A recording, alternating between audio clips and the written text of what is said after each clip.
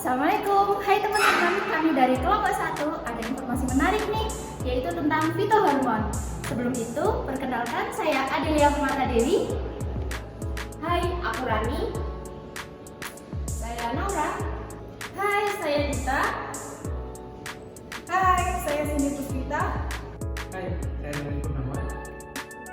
Setelah berkenalan sama teman-teman, yuk waktunya masuk materi. Baik teman-teman, masuk ke materi pembuka. Sebelumnya saya Adelia akan menjelaskan definisi hormon, dua kelompok hormon, serta letak hormon. Apa teman-teman sudah mengetahui apa sih hormon itu? Hormon berasal dari salah satu kosakata bahasa Yunani, bahasa Girika, yakni hormen yang berarti menggerakkan. Ada pula yang mengartikan hormon sebagai chemical messenger, pembawa pesan kimia. Hormon merupakan senyawa organik yang diproduksi oleh suatu bagian tubuh dalam konsentrasi kecil dan diangkut ke bagian lain yang nantinya akan mempengaruhi sel ataupun organ target sebagai bentuk dari respon fisiologis. Hormon berperan dalam mengatur pertumbuhan dan perkembangan. Hormon tumbuhan, fitohormon, merupakan senyawa organik non-nutrisi yang disintesis pada bagian tertentu di suatu tumbuhan, kemudian ditranslokasikan ke bagian lain pada tumbuhan. Bagian tumbuhan yang ditranslokasikan tersebut akan memberikan respon baik secara fisiologis, dua morfologis maupun biokimia. ARSA 2020. Namun, senyawa ini hanya aktif dalam jumlah yang kecil, umumnya kurang dari 1 mikrometer, tergantung pada spesies tanaman. Terdapat dua kelompok hormon. Hormon yang berperan dalam pemicu pertumbuhan yaitu auksin, sitokinin, dan giberelin. Yang kedua, hormon yang berperan dalam menghambat pertumbuhan, asam absisat dan gas etilen. Selanjutnya letak hormon. Auksin, meristem apikal, bagian ujung tunas, daun yang masih muda, dan embrio yang terdapat dalam biji.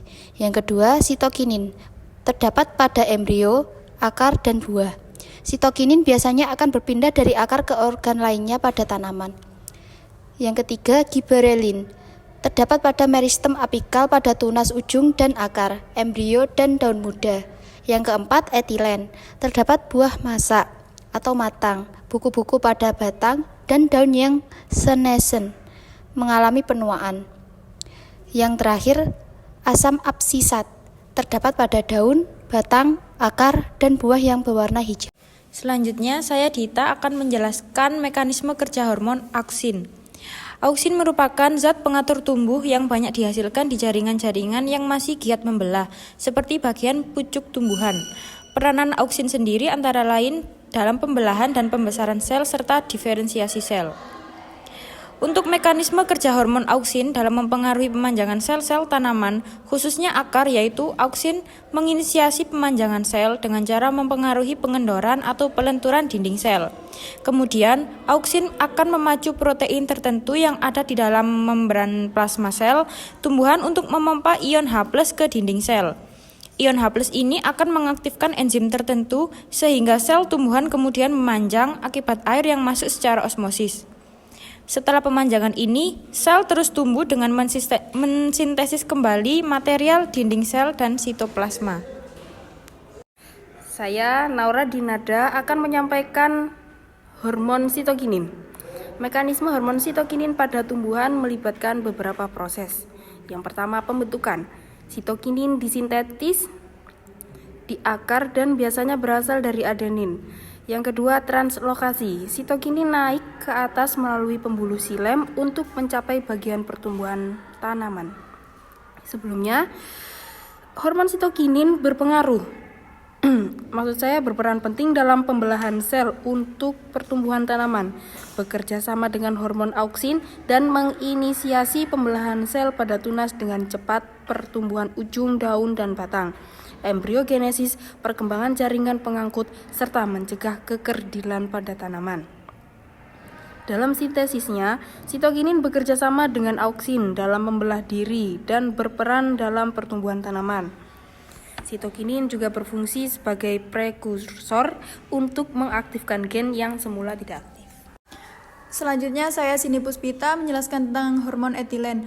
Etilen merupakan hormon tumbuh yang diproduksi dari hasil metabolisme normal dalam tumbuhan. Etilen berperan dalam pematangan buah dan kerontokan daun. Etilen disebut juga etane yang merupakan senyawa organik hidrokarbon.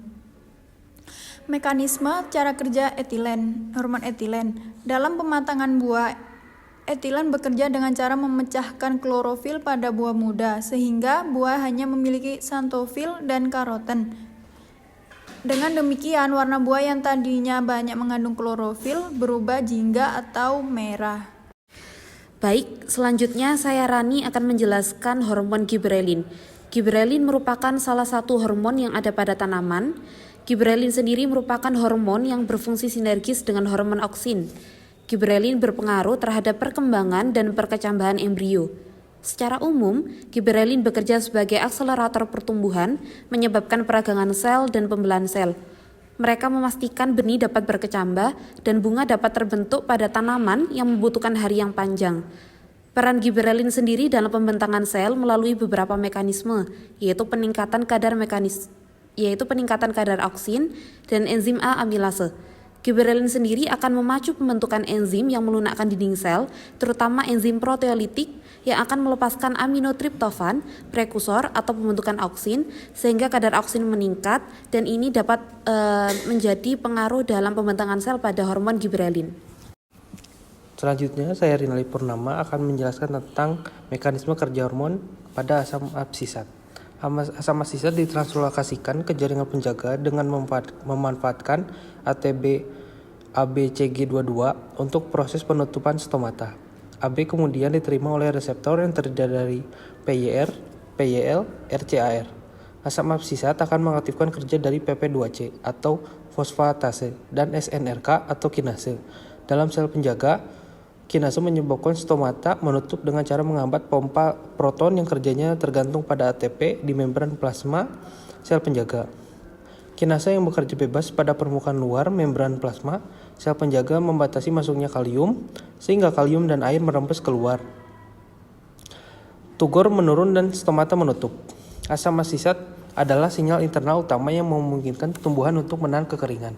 Apabila suatu tumbuhan memulai layu, maka asam absisat berakumulasi di dalam daun dan menyebabkan stomata menutup dengan cepat untuk mengurangi transpirasi dan mencegah kehilangan air berikutnya. Asam absisat melalui pengaruhnya terhadap messenger kedua yaitu terhadap kalsium, menyebabkan peningkatan pembukaan saluran kalium sebelah luar secara langsung di dalam membran plasma sel penutup. Hal ini mendorong kehilangan kalium di dalam bentuk masif darinya, yang jika disertai dengan kehilangan air secara osmotis akan mendorong pengurangan turgor sel penutup yang mengecilkan celah stomata. Dalam beberapa kasus, kekurangan air terlebih dahulu akan mencekam sistem perakaran sebelum mencekam sistem tajuk. Asam absisat akan ditransportasikan dari akar ke daun, yang berfungsi sebagai sistem peringatan dini. Yang mengalami kelayuan yang biasanya mudah untuk layu dalam beberapa kasus disebabkan karena kekurangan produksi asam absisatnya.